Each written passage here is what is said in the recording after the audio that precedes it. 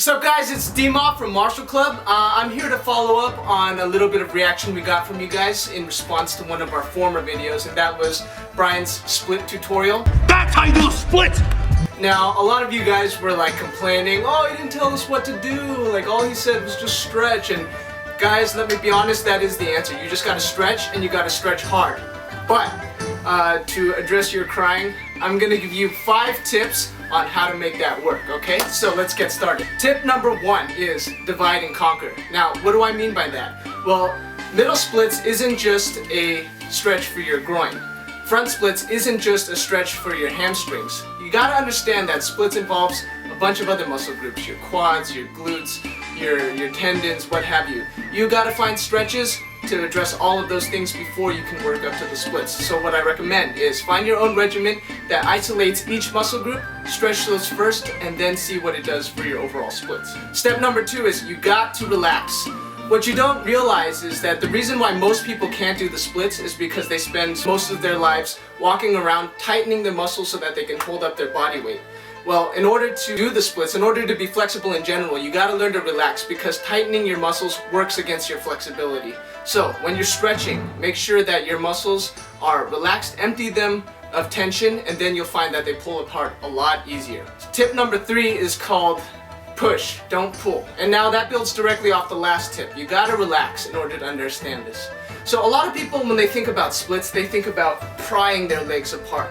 But what they don't realize is that they're tightening their muscles in order to stay standing. So what I recommend is that you lower your center of gravity to the floor and push your legs apart rather than pulling them apart.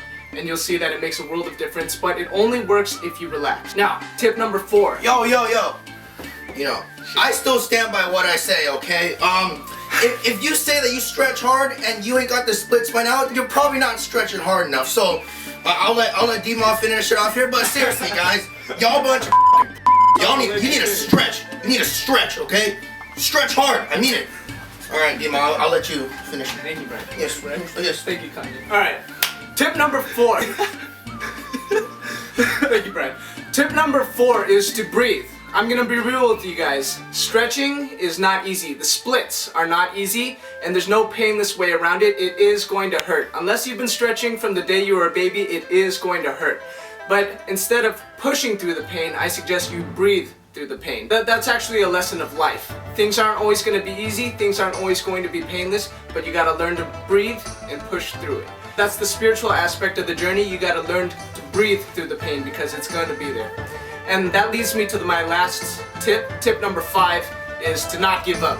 Never give up, because it's not going to be easy. For me to get my splits, I had to stretch consistently for 5 years. But I guarantee you, if you follow these 5 tips, it's not going to take you that long. Stretch consistently, stretch every time you train. Try to make it 3 times a week, and you'll see the difference, I promise you. So, keep all those 5 in mind, but remember what Brian said, stretch hard, and that's the only way you're gonna do it. So those were my 5 tips to getting the splits. Tell me what you think about them, and just do it. Just do it, that's it. Alright guys, thank you for listening. I'm D-Mob from Marshall Club.